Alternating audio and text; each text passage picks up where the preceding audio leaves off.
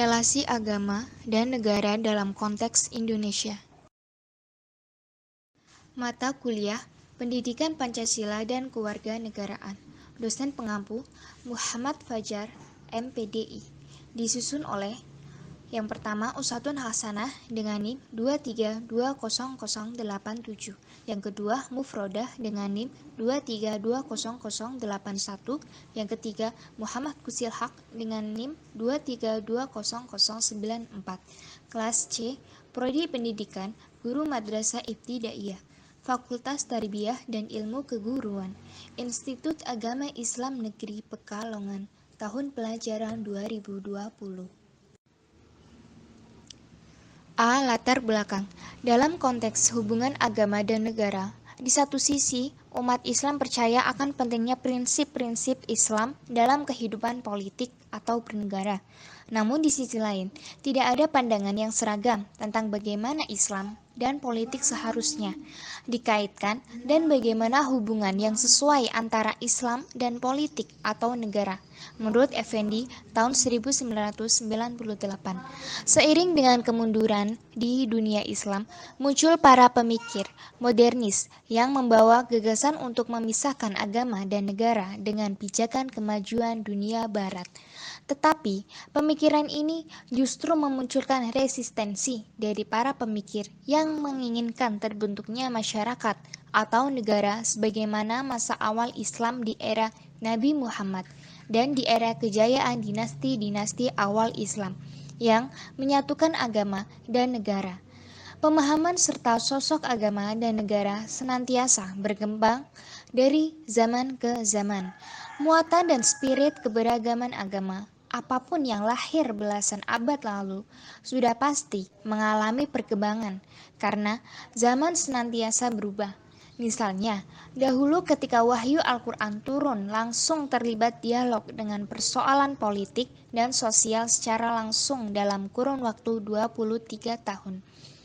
Itu pun dipandu langsung oleh Rasulullah Muhammad yang memperoleh otoritas tunggal dari Tuhan jika muncul perselisihan. Meski pada mulanya semua agama diyakini sebagai manifestasi firman Tuhan yang menyejarah, namun pada urutannya lembaga-lembaga agama berkembang otonom di bawah kekuasaan tokoh-tokohnya. Wibawa Tuhan kemudian memperoleh saingan berupa institut agama dan negara. Bahkan negara jauh lebih berkuasa dibanding Tuhan dan agama dalam mengendalikan masyarakat. Atas nama negara, sebuah rezim bisa memberangkus agama dan memperolok-olok Tuhan karena beranggapan bahwa berbeda agama berarti berbeda Tuhan, dan perbedaan berarti ancaman bagi yang lain sehingga negara tampil sebagai hakim. Dalam sejarah Islam, ada 3 tipologi hubungan antara agama dan negara. Din Syamsuddin membaginya sebagai berikut.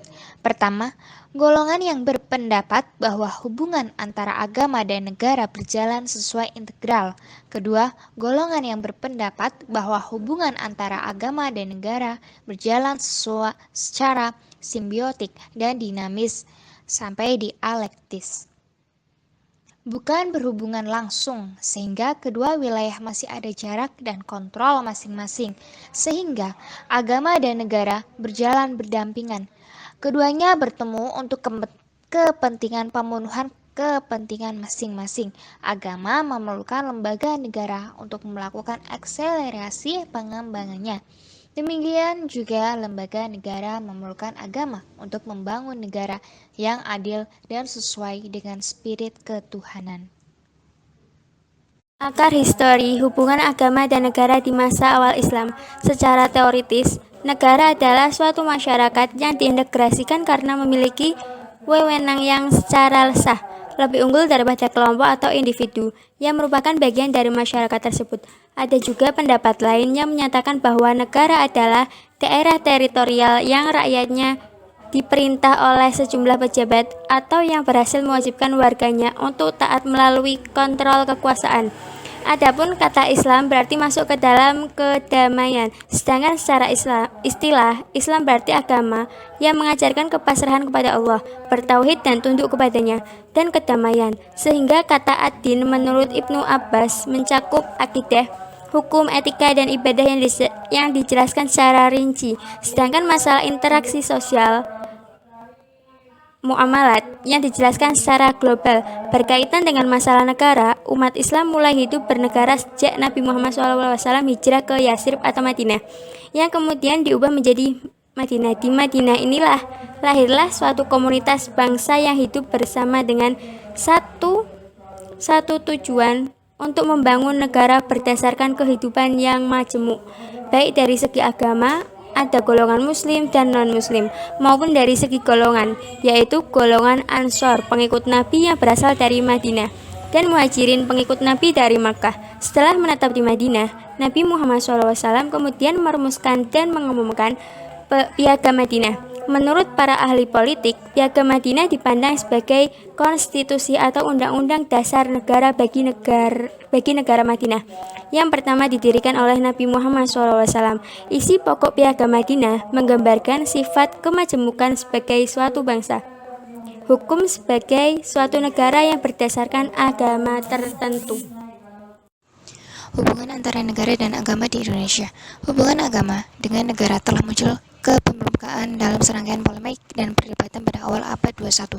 Perdebatan yang diawali dengan terjadinya revolusi kaum muda Turki, sehingga akhirnya Turki menjadi negara sekuler. Hal ini diperkuat pula dengan terbitnya buku karya Ali Al-Razik, yaitu berjudul Al-Islam wa Usul Al-Hukm, yang kontroversial, dan bahkan perdebatan tentang isi buku ini terdengar juga hingga ke Indonesia. Pada awal abad 21, pemikiran tentang hubungan antara agama Islam dan politik antara negara di Indonesia belum berkembang jauh. Ada dua asumsi pokok yang melandasi perbedaan pemikiran tentang hubungan agama dan negara dalam konteks Indonesia, yakni pertama, masalah hubungan politik antara Islam dan negara muncul dan berkembang dari pandangan-pandangan yang berbeda di kalangan pendiri Republik ini tentang bagaimanakah Indonesia yang dicita-citakan. Kedua, hubungan politik antara Islam dan negara yang kurang baik tidak muncul dari doktrin Islam sendiri, melainkan dari bagaimana Islam diartikulasikan secara sosio-kultural, ekonomis, dan politis di Indonesia. Di satu sisi memandang Islam yang formalistik, dan di sisi lain memandang Islam secara substansial dan mempertimbangkan nilai-nilai ajaran Islam dan konteks sosio-keagamaan dan kultur bangsa Indonesia. Maka mereka memutuskan mendukung paham negara kesatuan nasional. Di antara tokoh-tokoh tersebut adalah Abdurrahman Wahid atau Gus Dur, Munawir Ghazali, Nurcholish Madjid, yang seringkali menyatakan bahwa konstruksi ideologis bangsa Indonesia yang ada sekarang harus dipandang sebagai tujuan final umat Islam Indonesia. Pengalaman Indonesia dan perbandingan. Relasi antara negara dan agama memiliki beberapa kecenderungan. Menurut Lutfi Asyaukani tahun 2009 dan Musdah Mulia tahun 2009 dan Abdul Aziz tahun 2011. Pertama, negara berdasar agama. Pada negara ini terjadi bersatunya pemegang otoritas negara dan agama atau Waliul Amri, Khalifatullah, Sayyidin, Panatagama, Kaisaropapisme. Negara dan pemegang otoritas negara dijalankan berdasarkan agama tertentu. Pada model negara ini, terdapat dua kemungkinan, yaitu warga negara diwajibkan memeluk agama resmi negara, dan kemungkinan lainnya, warga diberi kebebasan untuk memeluk agama sesuai keyakinannya. Kedua, agama sebagai spirit bernegara. Pada model ini, negara tidak secara formal menganut agama tertentu, namun nilai-nilai agama menjadi spirit penyelenggara dan penyelenggaraan negara, dan terdapat jaminan dari negara terhadap warga negara untuk memeluk agama tertentu dan beribadat berdasarkan keyakinan agamanya itu. Ketiga, negara sekular. Pada negara model ini, terdapat pemisahan otoritas negara dan agama, atau secara ekstrim negara tidak mengurus agama, dan demikian juga agama tidak berkaitan dengan negara. Lalu, Indonesia berada pada model yang mana? Dalam pandangan saya, Indonesia cenderung berada pada model kedua, yaitu agama sebagai spirit bernegara. Indonesia tidak menganut kepada agama tertentu, namun negara berdasar kepada prinsip ketuhanan, dan negara memberikan jaminan kebebasan beragama kepada warganya. Membicarakan relasi agama dan negara dalam konteks Indonesia pada perkembangan awalnya tidak mungkin melupakan tokoh-tokoh semacam Snegh Granji, Van de Beek, and Hasyairin. Pengungkapan masalah hubungan agama dan negara di masa awal Islam sangatlah penting, namun sayangnya banyak pemuda bahkan pelajar-pelajar sekarang yang tidak mengetahuinya, menganggap hal itu hal yang sepele, tanpa mereka tahu itu merupakan kepentingan bangsa juga. Padahal itu semua terdapat dalam pembelajaran pendidikan kewarganegaraan yang merupakan dasar pendidikan tentang nasionalisme. Menyadari hal itu, betapa pentingnya peran, relasi atau hubungan antara agama dan negara ini. Agama dan negara itu saling berkaitan sekali, bisa dibayangkan saja apabila agamanya buruk, tetapi menjadi pemimpin negara. Selain tidak mengetahui sopan santun, tidak berakhlak mulia, dan tentunya tidak diimbangi dengan cara atau istilah beragama, apabila semuanya terimbangi antara agama dan negara akan menjadikan karakter yang cerdas, baik, bahkan berakhlak karimah, dan tentunya bisa menjadi teladan bagi kita semua. Analisis. Pendidikan Pancasila dan kewarganegaraan penting untuk dipelajari, terutama untuk mengajarkan kita pentingnya mencintai tanah kelahiran kita, terutama bangsa Indonesia, tanah air Indonesia, dengan mengikuti pembelajaran pendidikan Pancasila dan kewarganegaraan yang bertemakan relasi agama dan negara dalam konteks Indonesia. Kita bisa mengetahui pentingnya keterkaitan antara agama dan negara, apa yang terjadi di dalamnya, apa saja kejadian-kejadian itu, bahkan aturan mengenai beragama dan bernegara. Wajib bagi pelajar seperti kita ini mengetahui dan mempelajari konsep relasi seperti ini, karena kita sebagai anak masa depan yang akan membawa, menjaga, dan menegakkan bangsa kita, yaitu bangsa Indonesia. C. Kesimpulan. Pengaturan kehidupan bermasyarakat Madinah setelah Nabi Muhammad wafat dilanjutkan oleh Khulafa al-Rasyidun dengan sistem khilafah yang tidak memisahkan urusan agama dan negara, dan dilanjutkan oleh dinasti Umayyah dan dinasti Abbasiyah. Tetapi dengan menerapkan sistem monarki, dalam perkembangan selanjutnya muncul ide menyatukan dan memisahkan agama dan negara. Hal ini dimulai dengan sistem pemerintahan yang terpusat pada seorang pemimpin, kemudian muncul pembagian kewenangan antara pengusaha dan dengan ulama secara berimbang, lalu kembali pada pemerintahan berdasarkan syariat, sampai pada akhirnya sistem khilafah dibubarkan pada tahun 1924 Masehi. Secara umum, perkumpulan mengenai hubungan antara agama dan negara menimbulkan 3 aliran. Pertama, berpendirian bahwa Islam adalah agama yang lengkap, mengatur segala aspek kehidupan termasuk urusan politik atau negara. Kedua, berpendapat bahwa agama tidak ada hubungannya dengan negara, urusan agama dan negara harus dipisahkan secara jelas. Ketiga, berpendapat bahwa di dalam Islam memang tidak terdapat sistem ketatanegaraan, tetapi di dalamnya terdapat seperangkat tata nilai etika bagi kehidupan bernegara.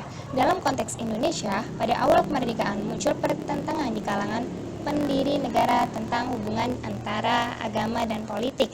Namun, pada akhirnya terjadi kesepakatan dengan dirumuskannya Pancasila sebagai dasar negara. Dengan ideologi Pancasila, Negara Kesatuan Republik Indonesia bukanlah negara agama, juga bukan negara sekuler.